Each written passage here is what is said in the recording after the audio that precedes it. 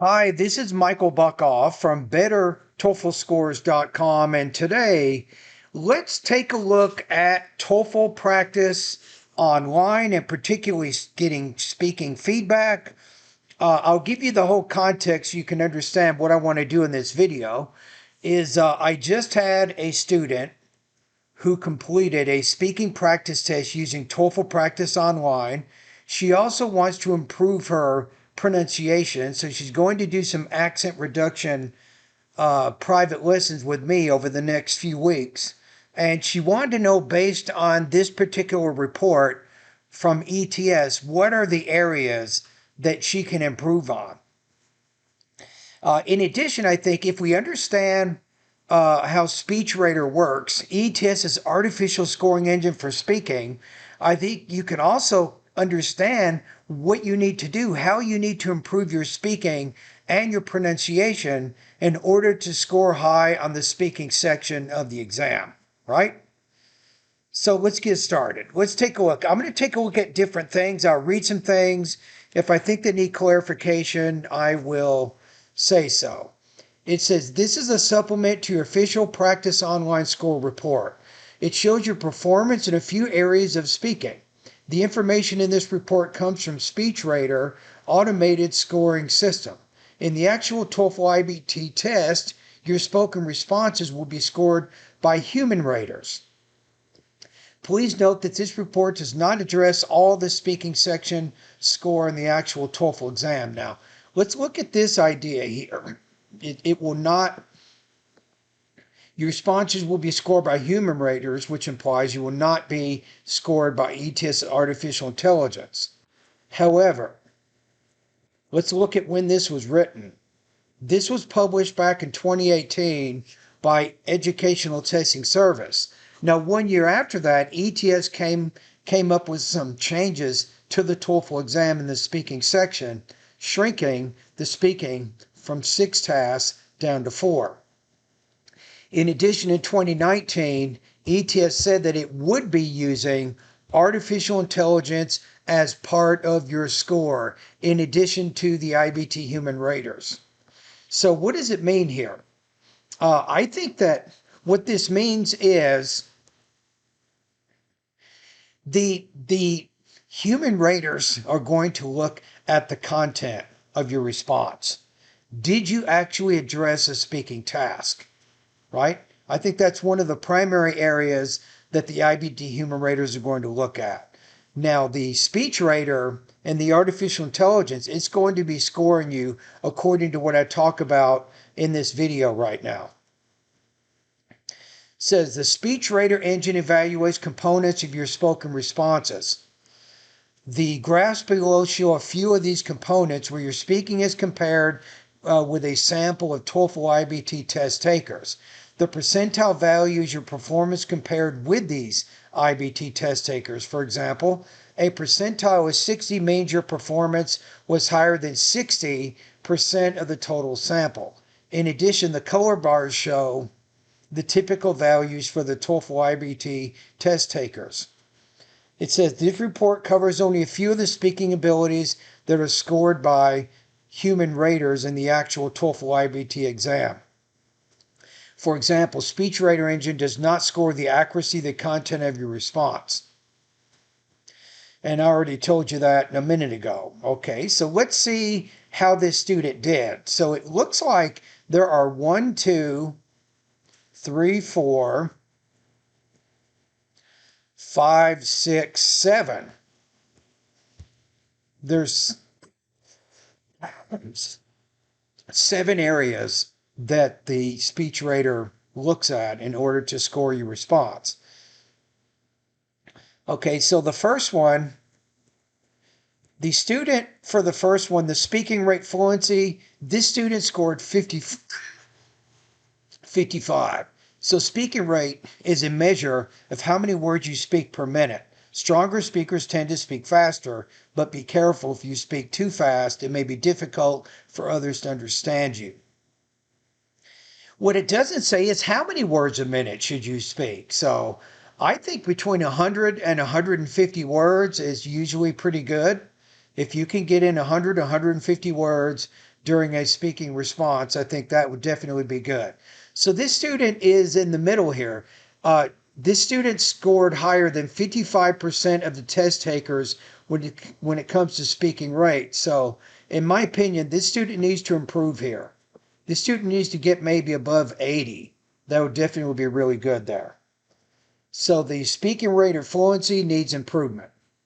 Sustained speech or fluency, it's a measure of the average number of words you say without pausing or two, using a filler word such as Stronger speakers tend to say more words without pausing or using a filler word. This student did very well in this area.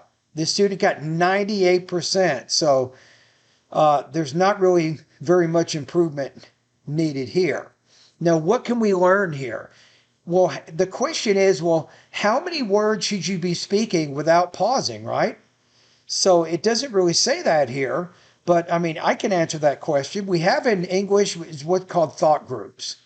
The thought groups are basically based on what we call content words. Content words are nouns, adjectives, adverbs, and verbs. These are stress words. So you should be speaking approximately 4 to 5 content words, followed by a pause, another 4 to 5 content words, followed by another pause. So if I was reading this, right? I see this area says speaking rate, blah, blah, blah, right? So we got 1, 2, 3, 4, 5, 6. We've got about 8 different stress words within that sentence, right?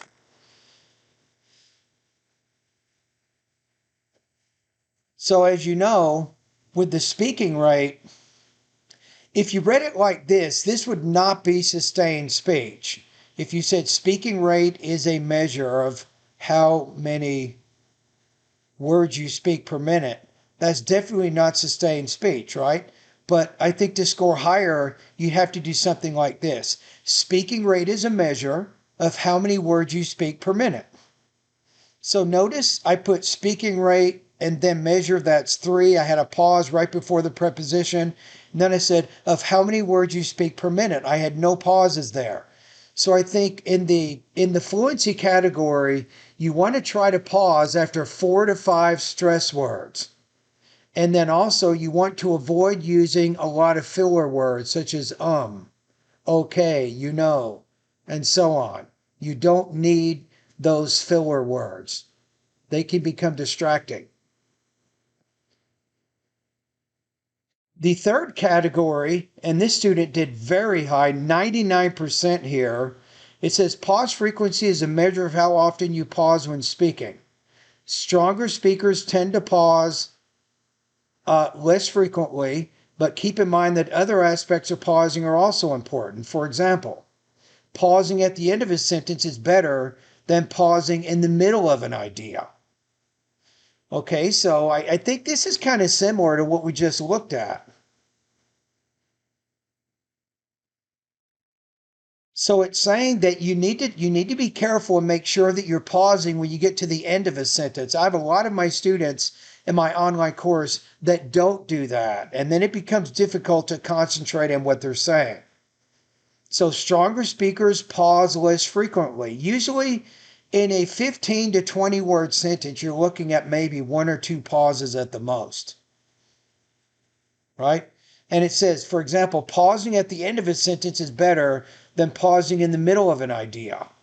But they're not telling you this, is grammatically you can separate different parts of a sentence into different thought groups. So if I read the sentence one more time, notice I might say pause frequency is a measure of how often you pause when speaking. So I pause once there, and I don't think I'm going to be scored lower, and I pause right after the word speaking. So let's read both sentences here. Pause frequency is a measure of how often you pause when speaking. Stronger speakers tend to pause less frequently. Now you notice that I had a distinct pause after that first sentence, and it's not just a pause, but my tone also dropped slightly. And that also marks the end of the sentence. Okay, repetition, the student needs improvement here. This is a problem for this student, right? So far, this student needs to improve in both speaking rate and also repetitions. So repetitions is a measure of how often you repeat a word or phrase as I need to go to the library. Stronger speakers tend to have fewer repetitions. So this student is repeating certain things. I think it's important to study alone. The student is kind of repeating certain words or phrases unnecessarily, and that's causing problems with repetition. That's another area this student can improve in. Let's keep going. Rhythm.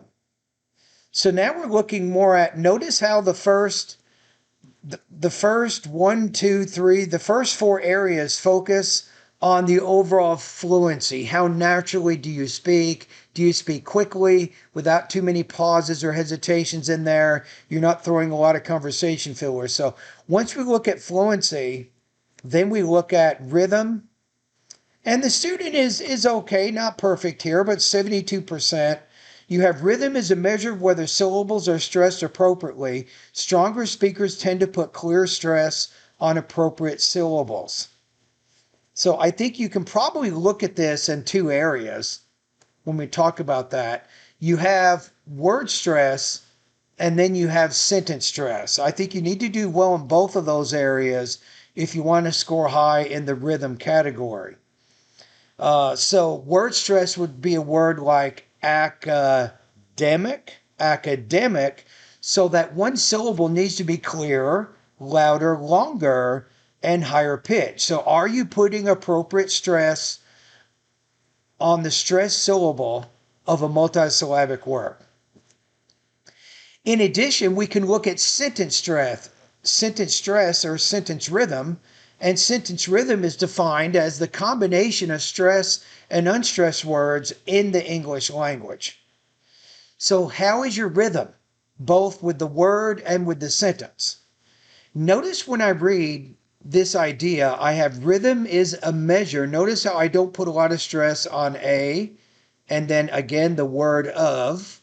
So I say rhythm is a measure of whether syllables are stressed appropriately. Notice when I have the auxiliary verb, I put more stress on the main verb there. So rhythm is a measure of whether syllables are stressed appropriately. Stronger speakers tend to put clear stress on appropriate syllables. So the determiners, prepositions, and auxiliary verbs, these kinds of words don't receive a lot of stress in the sentences that we speak. Right? So we need to put more stress on the nouns, adjectives, adverbs, and verbs. So to put it short, to sum it up with this area, you need to have good word stress and also appropriate sentence rhythm. And you're going to score high in this area. Okay, now we get into pronunciation. So notice a lot of what SpeechRater looks at, it's in the delivery category that the TOEFL uses to score your speaking. So it says vowels is a measure of how you pronounce vowels compared with the pronunciation of a native speaker. Specifically, it is a measure of vowel length. Stronger speakers tend to pronounce English vowels more like a native speaker. So I think here the student needs practice with vowel sounds based on this score here. The student got 44%, which means the student is not completely natural in her pronunciation of the vowel sounds. And if you think about the kinds of problems with vowels, you have to look at vowels on different levels. We have long vowels, we have short vowels. We also have what's called complex vowels, also known as diphthongs. So the question is, there's actually about 13 or 14 vowels, I can't remember off the top of my head, but there's about 13 or 14 different vowel sounds in the English language. And the question is, what problems, if any, are you having with those 13 vowel sounds? Okay, let's take a look at vocabulary. Look at this. Student got 97% here. Vocabulary depth is a measure of your vocabulary range. Stronger speakers tend to use a variety of words. A higher score indicates that you probably use words that are less common and are more precise. So, and I think also longer words can be better than shorter words in many cases. So be careful you're not using only one syllable words when you speak. That's going to indicate a lower depth, less depth to your speaking. So in order to improve here, well, this student doesn't have much improvement, but you just want to make sure that you're using some college level words and that you're very precise in how you communicate your ideas. So you want to avoid what I call generic type speech. If you've ever heard this, I have several reasons to support my point of view. That's very generic. If you said my personal experience is a compelling example of this, I mean, I've heard that many, many times. Those are not less common. Those are even memorized sentences that students use. They're kind of like templates. So you want to make sure you're using something that's less common words, less common vocabulary, more precise vocabulary. That's very, very important. If anybody wants a little bit more practice in this area, if you go over to my website at bettertoeflscores.com and you go to the search box here,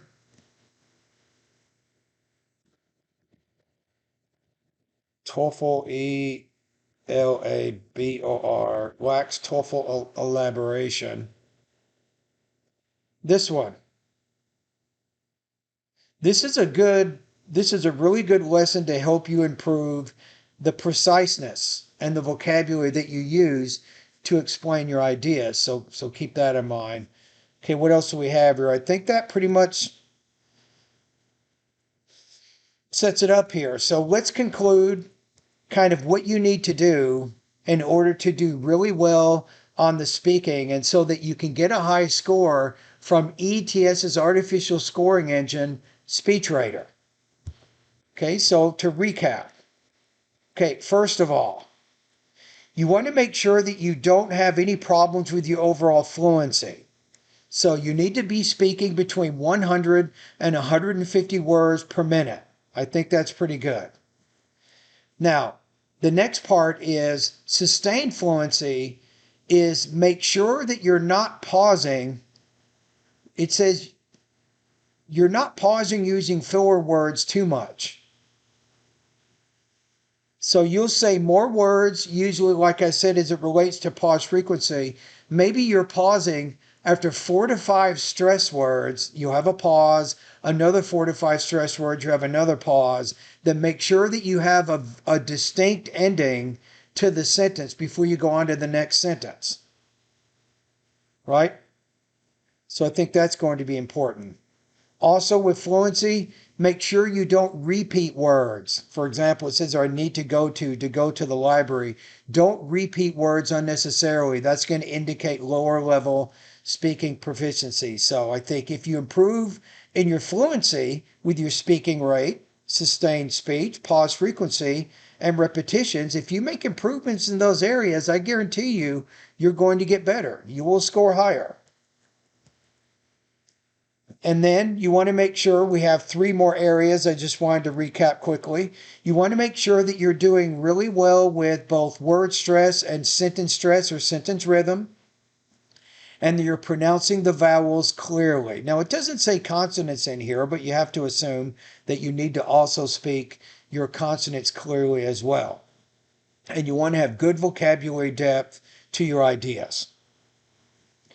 So that's it.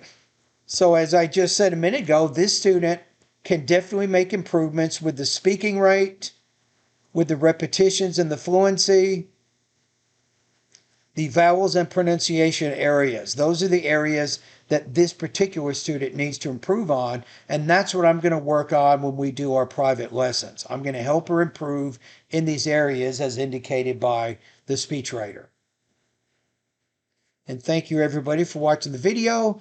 If you guys have any questions at all, you can put your questions right below the video. If you're looking for a speaking and feedback service, go over to my website. Go over to bettertoeflscores.com right here. If you want to get speaking and writing feedback After you complete TPO practice tests, speaking or writing, you can join this service and you will get feedback.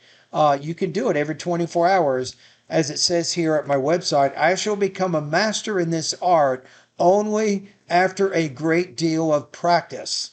So you're going to have to practice to get improvement so that you score high on the TOEFL exam and so that you can get that 26 on the speaking section.